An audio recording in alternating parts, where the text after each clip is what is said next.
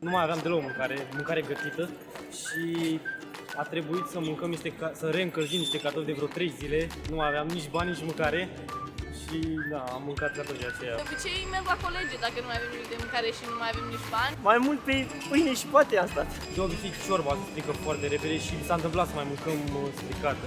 Altă problemă care avem este un pescăruș care vine din fiecare dimineață și ne trage toată mâncarea de pe geam și ne trezim aici, pe jos, cu caserole sparte, fără mâncare.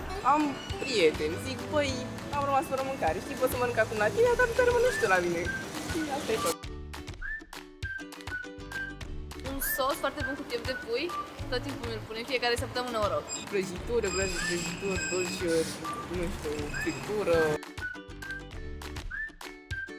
Da, mai aruncăm din, sper să nu apară asta, mai aruncăm din mâncare sau sper să nu vadă mama.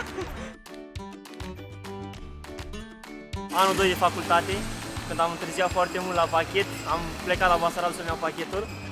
Când am ajuns acolo am avut surpriză să aflu că autocarul a plecat cu pachetul meu.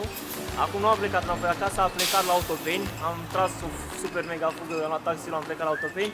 Când am ajuns acolo am avut plăcerea să aflu că pachetul mi s-a întors înapoi la Basarab. Am fugit înapoi la Basarab, când am ajuns acolo mi-a zis că pachetul mi-a fost returnat acasă și așa am rămas o săptămână fără mâncare. Mi s-a întâmplat să nu aibă timp să gătească și atunci ce s-a gândit ea, s-a dus, a luat 2 meniuri Happy Meal de la Mac și mi-a trimis pe acelea, dar mai bine îmi trimitea banii respectiv, era mult mai ușor, dar e ok și așa. Odată s-a întâmplat, mi-a pus într-o geantă și nu mi-a scris numele pe ea. Și spre surpriza mea erau vreo 4 genți la fel identice. Acum stai și caută pe ta. Până la urmă am găsit.